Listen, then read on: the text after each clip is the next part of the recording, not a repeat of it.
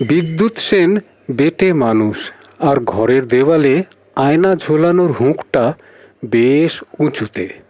তাই স্নান করে এসে রোজ পায়ের বুড়ো আঙুলে ভর দিয়ে তাকে চুল আঁচড়াতে হয় ডিঙি মেরে মেরে। তাতেও অবশ্য পুরো মুখটা আয়নার ফ্রেমে ধরা পড়ে না, মাথার ঊর্ধ্বভাগ থেকে কপালটুকু এবং কোনো মতে দুটো চোখ। তবে কোনো রকম স্টাইল বা ফাঁট মারার বাইন নেই বলে এতেই দিব্যি কাজ চলে যায় তার। আজ সকালেও সেভাবেই পাঁট পাঁট করে চুল আঁচড়াচ্ছিল বিদ্যুৎ। কি মনে পড়তে যেন এক গাল হাসি ফুটে উঠল মুখে। রুম পার্টনার গরানের উদ্দেশ্যে সে বলল, এবারে দিন ফিরছে, কলি কলি গান গেয়ে কথাকলি নাচার দিন আসছে। কথাকলি নাচ কি গরান তা বিলক্ষণ জানে। তেলের ব্যারেলের মতো ঘাগরা পরা ভয়ঙ্কর রূপের নর্তকীরা কেমন কেমন করে যেন স্টেজে দাঁড়িয়ে খালি হাত নাড়ায়, যেন মৃদু বাতাসে মোটা গুড়ির বটগাছের ডাল নড়ছে। আয়নার সামনে দাঁড়ানো বিদ্যুতের বিস্তৃত পশ্চাৎদেশ দেখে দুটো কথা মনে হলো গরানের। এক, ওটা ওরকম ব্যারেল ধরনের কস্টিউমের জন্য যথেষ্ট মাপসই। আর দুই, নৃত্য অনুষ্ঠানে বাদ সাধবে ওর চশমাটা, যার কাঁচ দুটো যেন হরলিক্সের কাচের শিশির পেছনটা। ওই চশমা ছাড়া ও একেবারে অন্ধ, আর চশমা চোখে কথাকলি, এক কথায় অকথ্য। কি হে, কিছু বলছো না যে? চুল আঁচড়ানো সেরে এবারে পোশাক পরার প্রস্তুতি নিচ্ছে বিদ্যুৎ।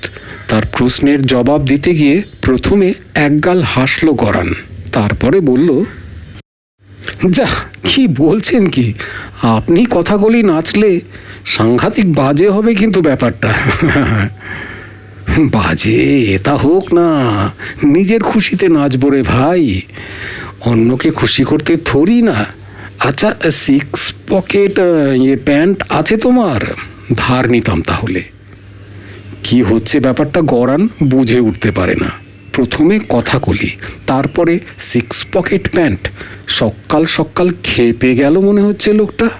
আরে আমার প্যান্ট আপনি কিভাবে পরবেন? হ্যাঁ, গরান অস্বস্তি ভরে বলে। কত লম্বা হবে আপনার? গুটিয়ে পরে নেব ভাই রে, বেসাইজ প্যান্টে কোনো আপত্তি নেই, চলবে। স্টোরির আসল নায়ক তো হলো পকেট। পকেট কেন? পকেটে কি হবে? পকেটে পকেটে ধনবর্ষা হবে। 8 কোটি টাকার উন্নয়ন প্রকল্প মঞ্জুর হয়েছে আমাদের দপ্তরে, বুঝেছ? এবারে রাস্তা চওড়া হবে, নতুন ল্যাম্পপোস্ট আর বাতি বসবে।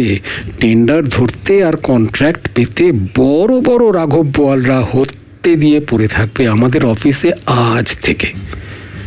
মানে আপনি ঘুষের কথা বলছেন?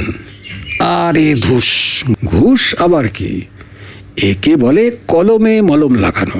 সরকারি অফিসারদের সইয়ের একটা ইজ্জত থাকবে না? এ তো সামান্য সাম্মানিক দক্ষিণা হে। এরপরে কথা আর বেশি দূর এগোলো না, কারণ মেসের মাসি থালা ভর্তি গরম ভাত আর ডিমের ঝোল সাজিয়ে দিয়েছে নড়বড়ে কাঠের টেবিলে। বিদ্যুৎ চেয়ারে বসে হাপুস হুপুস করে তার সদ্গতি করতে লেগে গেল। ঘড়ির কাঁটা তখন 9টা 5 ছুঁয়ে ফেলেছে। গরানেরও বাথরুমে যাবার সময়। 6 বাসিন্দা আর 2 বাথরুমের এই মেসে সময়ে সামান্য নড়চড় হলেই সে জল অনেক দূর গড়ায়। প্রথম মাসেই যার দরুন 2 দিন স্কুলের খাতায় লাল ঢেরা পড়েছে গরানের। আর তারপর হেড দিদিমণি গায়ত্রী গিরির ভয়াবহ ব্ল্যাকমেলিং। শিরদাঁড়া শিরশির করে উঠল ভাবতেই, যার প্রভাবে গামছা কাঁধে বাথরুমের দিকে তড়িৎ গতিতে রওনা হলো গরান। মনে অবশ্য একটা অস্বস্তি খচখচ করে চলেছে। ইস, শেষে কিনা এক ঘুষখোরের সাথে তাকে রুম শেয়ার করতে হচ্ছে।